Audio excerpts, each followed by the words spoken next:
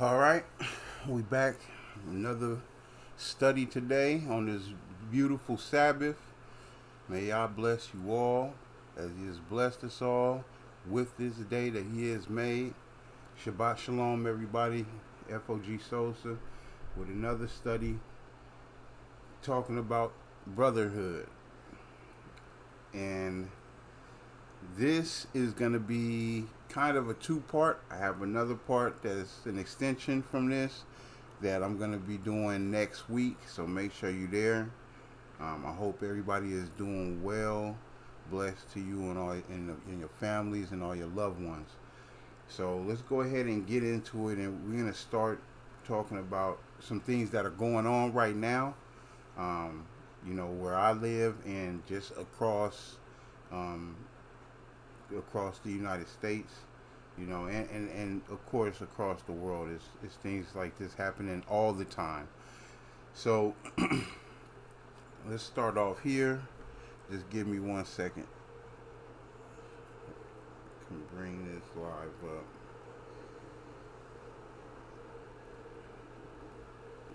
All right, there we go.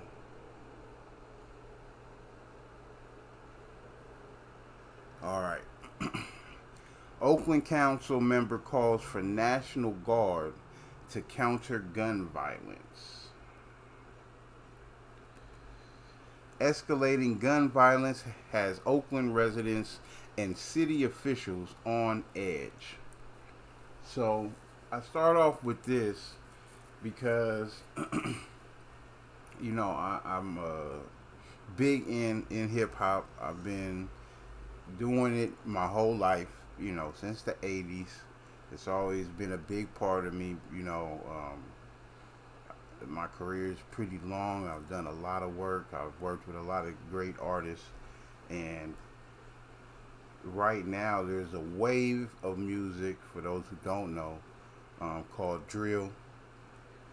And there's a huge level of violence that comes with this.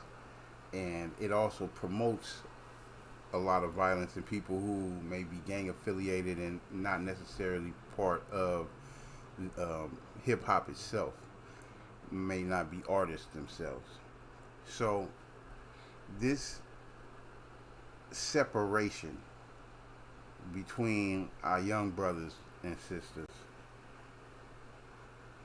it's starting to take so much of a toll on us that we don't see, because when it's time for the powers that be to move in with martial law and make this totalitarian government and saturate the streets with tanks and using urban guerrilla warfare tactics, things of that nature, we're going to be so divided that it's just going to be a slaughter.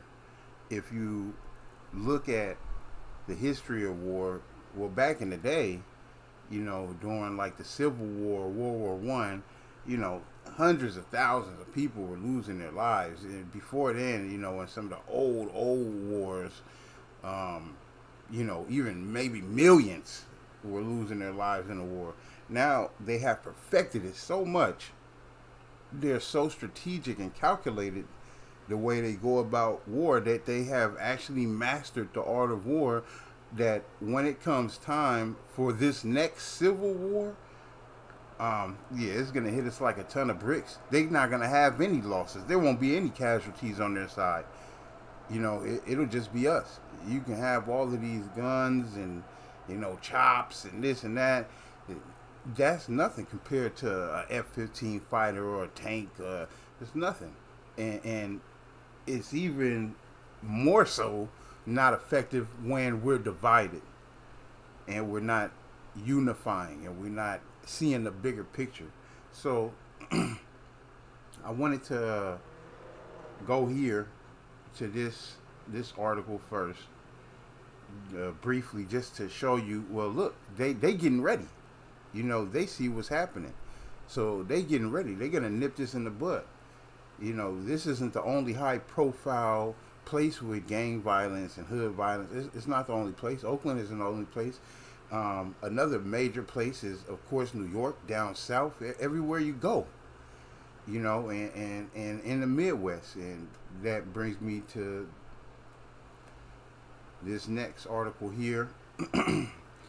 Rapper FBG Cash killed, woman wounded in shooting on Chicago's South Side. Authorities say FBG Cash was in the same rap group as FBG Duck, killed in broad daylight in the Gold Coast nearly 2 years ago. This is Chicago. And I personally, I have heard FBG Cash's songs, some of his songs. I watched many of his interviews, and I was really hoping that brother would be successful and he would be able to do things in his life, as well as all these other brothers, you know. And the separation in all of these different urban neighborhoods is destroying us. Is destroying us. Is making us easy targets to pick off, because once all of the voices are gone, then it's just the people left. And if the people don't have any leadership, then it's that much easier to, there's no strategy behind the way they move. They just move in desperation, trying to survive. You know, they're not moving militant. So I wanted to talk today about being your brother's keeper. Are you really your brother's keeper? Because you see a lot of things, you see a lot of betrayal, you see a lot of envy and hate. There's a lot of separatists, a lot of separation due to affiliation and being in part of the gangs and things like that. There's a lot of emotion involved. You know, you killed this one, I'm gonna kill that one. There's a lot of that going on, you know. So I wanted to just talk on all of that, and I'm gonna start with Genesis 4. And this is the King James version. And Adam knew Eve, his wife, and she conceived and bare Cain, and said, I have gotten a man from the Lord.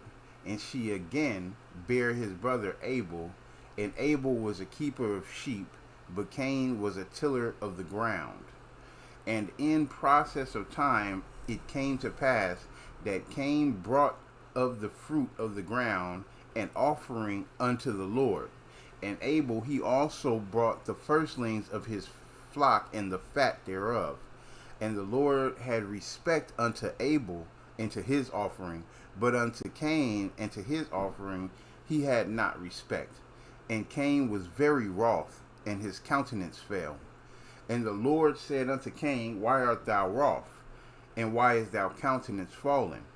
If thou doest well, shalt thou not be accepted? And if thou doest not well, sin lieth at the door, and unto thee shall be his desire, and thou shalt root over him. And Cain talked with Abel his brother, and it came to pass, when they were in the field, that Cain rose up against Abel his brother, and slew him. And the Lord said unto Cain, Where is Abel thy brother? And he said, I know not. Am I my brother's keeper? And he said, What hast thou done? The voice of thy brother's blood crieth unto me from the ground. And now art thou cursed from the earth, which hath opened her mouth to receive thy brother's blood from thy hand. When thou tillest the ground, it shall not henceforth yield until thee her strength. A fugitive and a vagabond shalt thou be in the earth. And Cain said unto the Lord, My punishment is greater than I can bear. Behold, thou hast driven me out this day from the face of the earth, and from thy face shall I be hid. And I shall be a fugitive and a vagabond in the earth. And it shall come to pass that every one that findeth me shall slay me. And the Lord said unto him, Therefore whosoever slayeth Cain, vengeance, key word, vengeance shall be taken on him sevenfold, 7 times over. And the Lord set a mark upon Cain, lest any finding him should kill him. And Cain went out from the presence of the Lord and dwelt in the land of Nod on the east of Eden. So here we go. The first account that we know of biblically of one brother rising up against another. And this is flesh and blood here.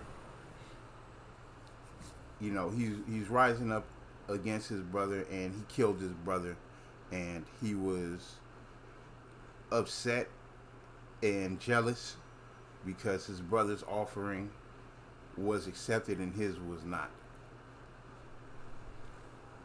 So this is Eden. If you see, it says land of Nod on the east of Eden. This is Eden. This is way, way in the beginning.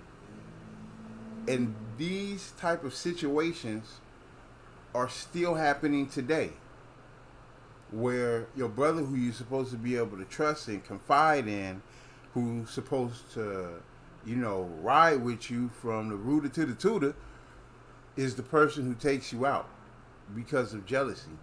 And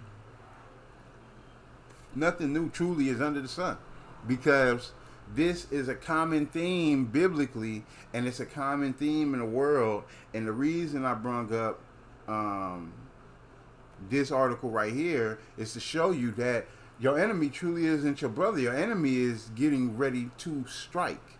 They're placing themselves in strategic and prime positions to be able to strike, so that they can get things where they want them to be. They can reach their goal, which is totalitarianism, which is being in control of every aspect and facet of society and of day-to-day life. So while you fighting against your brother over here, they're plotting on you. They're plotting on us.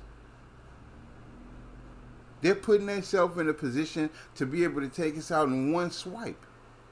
Easy peasy, not a problem. We're going to go to another form of betrayal. I'm going to go to, let me see here. Let's go with that.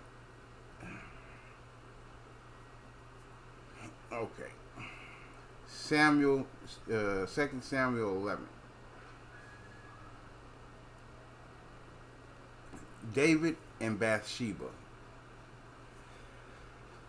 In the spring of the year, the time when kings go out to battle, David sent Joab and his servants with him and all Israel, and they ravaged the Ammonites and besieged Rabbah.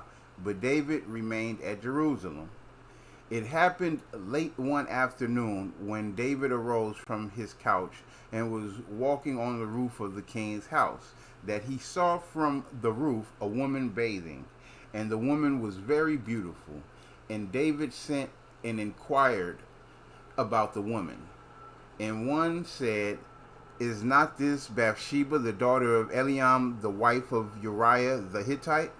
So David sent messengers and took her, and she came to him, and he lay with her. And then it has I don't know if this is a footnote, but it says, now she had been purifying herself from her uncleanness. Then she returned to her house, and the woman conceived, and she sent and told David, "I am pregnant."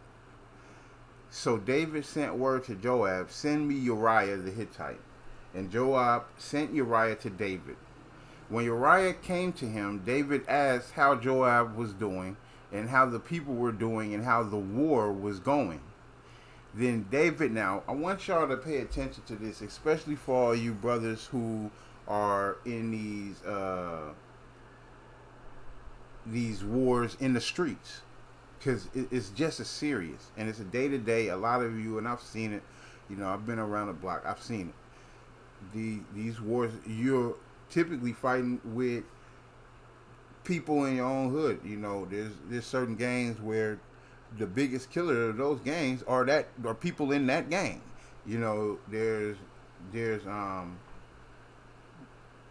people who have problems with somebody on the same street, if not the street over from them.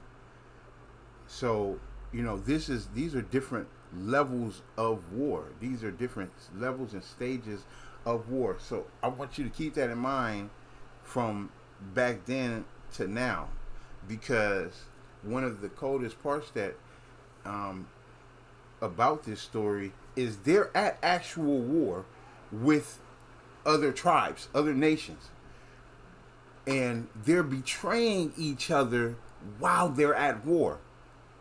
This is what's happening now. They call it backdooring people. This is what's happening right now. You at war with another crew, with another set, with another hood, with another gang, but then you're backdooring each other and you're betraying each other. You're backstabbing each other. So this is not a new feat. This is very old. So then David, let's go back. When Uriah came to him, David asked how Joab was doing and how the people were doing and how the war was going. Then David said to Uriah, "Go down to your house and wash your feet." And Uriah went out of the king's house, and there followed him a present from the king. But Uriah slept at the door of the king's house with all the servants of his lord, and did not go down to his house. When they told David Uriah did not go down to his house, David said to Uriah, "Have you not come from a journey? Why did you not go down to your house?" Uriah said to David, "The ark in Israel and Judah dwell in booths, and my lord Joab and the servants of my lord are camping in the open field. Shall I then go to my house to eat and to drink and to lie with my wife? As you live and as your souls live, I will not do this thing." Then David said to Uriah, "Remain here today also, and tomorrow I will send you back." So Uriah remained in Jerusalem that day and the next. And David invited him, and he ate in his presence and drank, so that he made him drunk. And in the evening he went out to lie on his couch with the servants of his lord, but he did not go down to his house. In the morning David wrote a letter to Joab and sent it by the hand of Uriah. In the letter he wrote, "Set Uriah in the forefront of the hardest fighting, and then draw back from him, that he may be struck down and die." And as Joab was besieging the city, he assigned Uriah to the place where he knew there were valiant men. And the men of the city came out and fought with Joab, and some of the servants of David among the people, some of the servants of David among the people fell. Uriah the Hittite also died. Then Joab sent and told David all the news about the fighting. And he instructed, now, so let's stop right there. So he seen one of the soldiers' wife bathing on a rooftop. He slept with his wife. So that's, of course, we know, and for those who don't know, that's a commandment broken. You just slept with his wife. He's fighting this war for you while you at home chilling, sitting, eating grapes. Then you try to get him away from your crib so you could do what you're trying to do. You tell him to go home, and he don't want to leave. He want to stay right next to where all of the soldiers are. And you decide, okay, I got to get rid of him. So I'm going to send him to the front of the fight, to the front line, so I know for sure he died. And just to make sure he died, when I send him to the front, when y'all get him in the front, bounce. Leave him there by himself, fighting by himself. So he definitely died, which is what happened. Now, his commander, Joab, he went and he ended up plotting too. So he's plotting with the messenger, telling him, look, if this happened, because, all these other people ended up dying too. It wasn't just him. Other people ended up dying in the whole midst of setting him up. So if the king get mad, just go ahead and put this info to the forefront, like this one and this one. Yeah, they all died, but king, hey, the guy you wanted dead, Uriah the Hittite, yeah, he gone. So he tried to plot like that. So it's just plotting against each other on so many different levels. So we're going to finish this up. It says, and he instructed the messenger, when you have finished telling all the news about the fighting to the king, then if the king's anger rises, and if he says to you, why did you go so near the city to fight? Did you not know that they would shoot from the wall? Who killed Abimelech, the son of Jerubsheth? Did not a woman cast an upper millstone on him from the wall, so that he died at the Bez? Why did you go so near the wall then? You shall say, your servant Uriah the Hittite is dead also. So, so it's just plotting on plotting on plotting on plotting. Everybody's snaking each other, and eventually, the Most High was upset. For those who don't know the story, the Most High was wrought with David for how he went about things. You a king, you supposed to be much more noble and upstanding, and instead you backdooring your own generals and lieutenants and soldiers, just so you can sleep with their wife, just so you can be with their wife. So that's what you're seeing now. You're seeing when it comes to these type of situations with these youngsters and these different gangs and things like that, you'll hear stories about, we went over there to your hood who are our sworn enemies, but we're sleeping with your women. We're having sex with the women from your hood, and that turns into setups, and that turns into more murder. And then certain people die who have a certain amount of recognition or a certain amount of love from the people, and then the next thing is vengeance. But before we get to that, we're gonna go through a couple more instances of things of where we are now. It's written. It was written. This is happening now. Things that had happened then, it talks about what it's going to be like also in the end times. So, hold on. I don't want to leave with that one.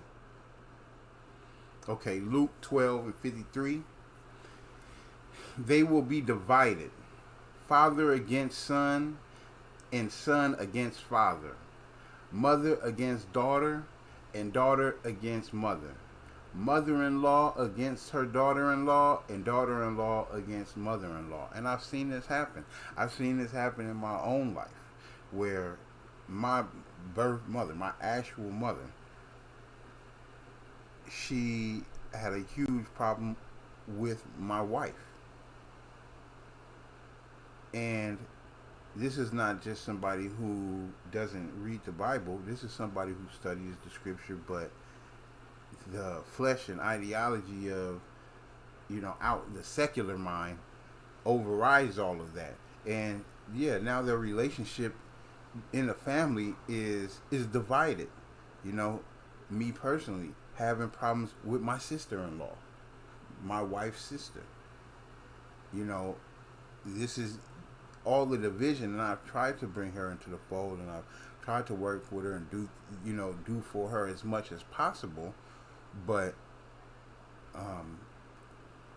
there's just a lot of hate in us. There's a lot of hate. There's like we talked about in the last video, the level of unforgiveness is at an all-time high. The seeds of unforgiveness are truly in the chest of the people right now.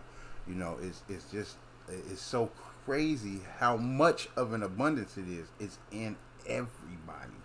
And this stands true. I actually have dealt with this situation in Luke 12 and 53 on multiple ends of the spectrum. Matthew 10 and 34. Do not suppose that I have come to bring peace to the earth. I did not come to bring peace, but a sword.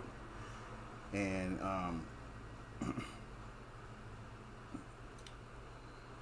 35. For I have come to turn a man against his father, a daughter against her mother, a daughter-in-law against her mother-in-law. And this is happening.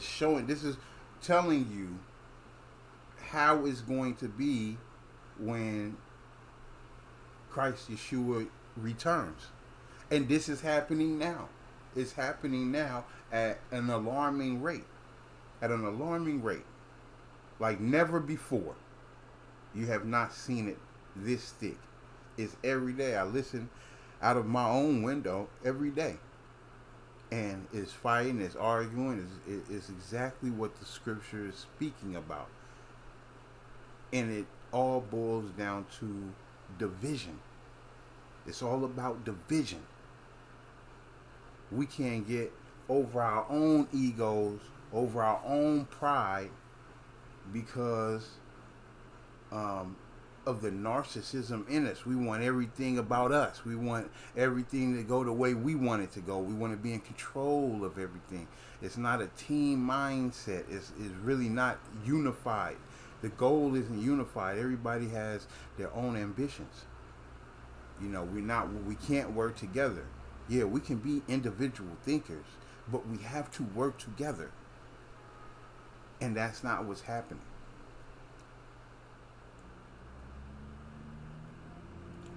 Now, I want to talk about one of the things that the Most High says he hates.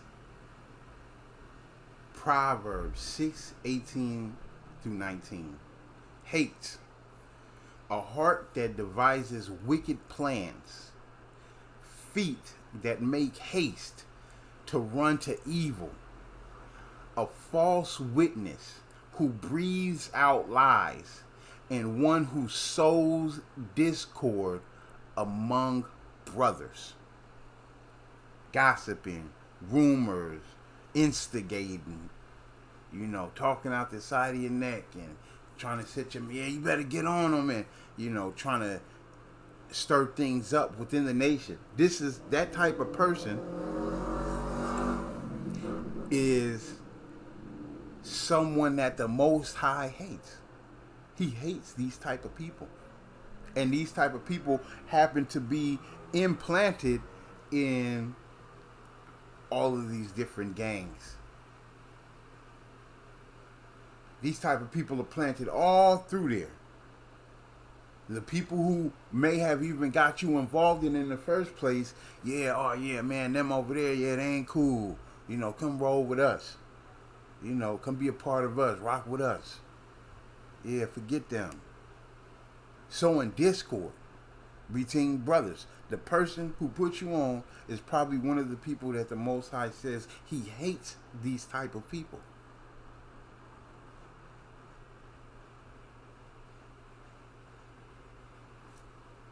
And just so you can see it for yourself. 16 that God hates. Yeah, these. I'm not just making it up. No, yeah, he hates certain type of people.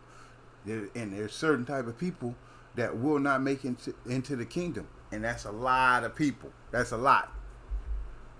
You know, that's a study for another time. But it's a lot of people, trust. Let me see. Okay. Vengeance and revenge. You kill my homie, I'm going to kill your brother. You kill my brother, I'm going to kill your cousin. Revenge, emotion. Oh, you know, it hurts me. I'm in pain, so I want you to feel the pain that I'm feeling. You know, this is where it stems from. Things like that. That type of mind state, emotion. You know, image. You know, yeah, oh yeah, I'm a stepper. I'm a this. I'm a move. I'm getting it in all the time and killing my brother as much as possible. Now, the people in my gang, they revere me and they love me. Image, ignorance. But revenge, Romans 12:19. Do not take revenge, my dear friends, but leave room for God's wrath. Leave room for Yah's wrath, for the Most High's wrath. For it is written, it is mine to avenge, I will repay, says the Lord.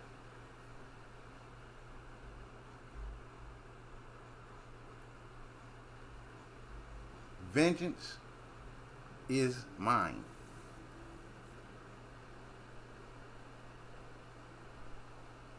Avenge not yourselves, but rather give place unto wrath, for it is written, vengeance is mine. I will repay, saith the Lord. I tell people all the time, there's no wrath, there's no vengeance, there's no anger like the Most High's. What you feel you can do, if you really truly feel in some type of way, you should be giving that situation to the Most High, because He's gonna deal with it in a rightful, righteous, just manner, because He's a righteous judge. He's a perfect judge. He knows exactly what needs to be done to straighten everything out and to make things right. He knows exactly what needs to be done. So when you go out and you try to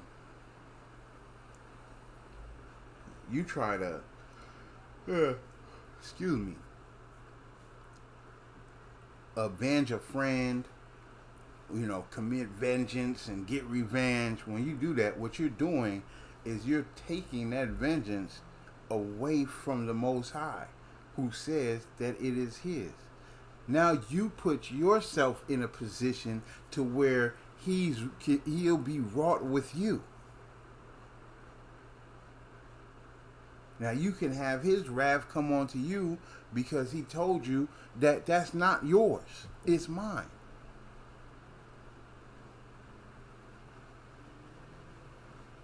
And you really need to take that into consideration before you make a move. You need to think before you do things. You need to actually think. You need to weigh out the physical and, most importantly, the spiritual repercussions and consequences of your actions. Don't just let your emotions take over and the ideology or the philosophy of the gang code take over and you make a move on that. Think about everything that can go wrong. Primarily with the Most High Himself. That's not who you want as an enemy. But, of course, you, in a subtle manner, make him an enemy every day. Just because of what you represent. And that's what next week's study is going to be about. You hear these brothers, oh, I'm a demon, I'm a this, a goat, a god, a beast, a demon time. You hear them saying all of this. They have no idea what they're talking about. And I'm going to break it down. Next Sabbath study, I'm going to break it down. What is demon time? But we're getting ready to close out. I want to end it with this right here.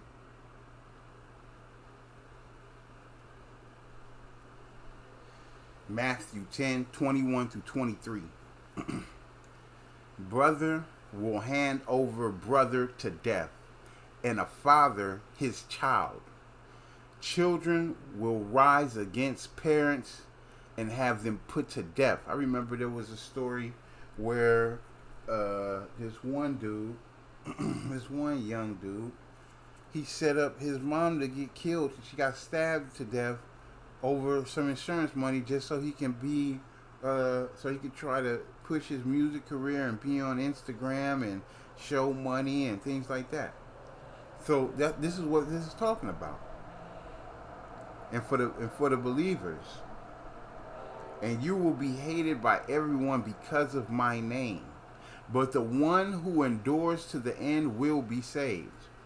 Whenever they persecute you in one town, flee to another. I want you to listen to this. I never peeped this scripture and how deep this is. Now this is going to tell it all. Listen closely. Matthew 10:23 right here. Whenever they persecute you in one town, flee to another. I tell you the truth. You will not finish going through all the towns of Israel before the Son of Man comes again. It says comes here, but it does say again in other translations. Let me read that one more time. Matthew 10 and 23. Whenever they persecute you in one town, flee to another.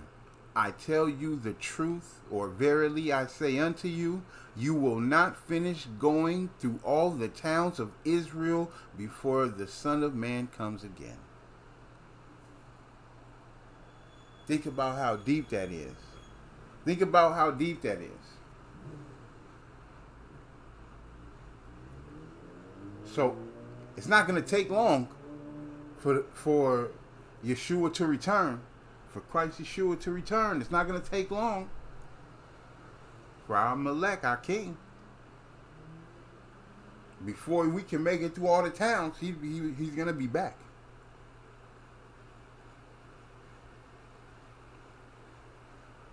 You know, so I really pray for everybody out there who is sowing discord, brothers and sisters alike, mothers, parents, you know, aunts, uncles, cousins, whoever it may be. It's time for us to unify because there is going to be a civil war. You know, there's going to be a world war. There's going to be a civil war. There's going to be many civil wars in many different places. And coming together, loving your neighbor, loving your brother like you love yourself, that's going to be the only way to win it. And right now it's looking bad. It's looking horrible. You know, we are just, we so out of touch. The love is non-existent. Brothers will die, and you got just as many people laughing and smiling and giggling about the death of a person as you do mourning and crying about them. Even more people just waiting for your demise. And this is where we at, and this is the end. Yeah, this ain't the beginning of the end. This is the end of the end. You know, we at the end of the end. This is overtime. And we really need to get it together. And I pray for all of you, family. I love all of you. I hope that you did enjoy this study. This is, like I said, this is part 1. It will be part 2. And which will take us a much deeper and much further as I'm just getting things together. I'm glad everybody's just bearing with me while I'm getting back in the groove and, you know, approaching something new, doing something new. I'm working on, especially working on things. I have a new album I'm working on, so my focus is, you know, is getting all of my projects done. And I appreciate all the love and I appreciate all the support. And of course, if you haven't subscribed already, please subscribe. Make sure you hit the like, and don't forget to hit that notification. You know, anybody who helps out on my Cash App or Zelle, I love you and I appreciate you for helping me to keep doing this and to keep it going and supporting the ministry. And yeah, have a blessed day, have a blessed evening. And Shabbat Shalom to you all, family. I'll see you on the next video.